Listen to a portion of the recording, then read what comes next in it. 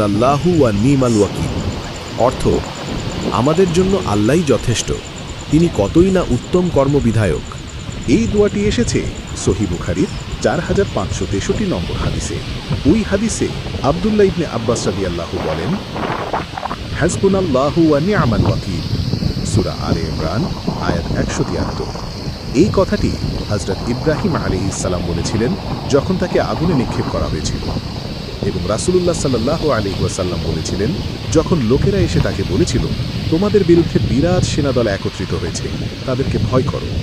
অর্থাৎ ইব্রাহিম আলাইহিসসালামকে যখন তার কওম আগুনে ফেলে জ্বালিয়ে মারতে চেয়েছিল, তখন তিনি বলেছিলেন, হাসবুনাল্লাহু ওয়া নি'মাল ওয়াকিল। আল্লাহ বলেন, কুলনা ইয়া নারু কুনি বারদু ওয়াসসালামান আলা ইব্রাহিম। অর্থ, আমি বললাম, হে আগুন, তুমি ইব্রাহিমের জন্য শীতল ও শান্তিময় হয়ে যাও। সূরা আল আম্বিয়া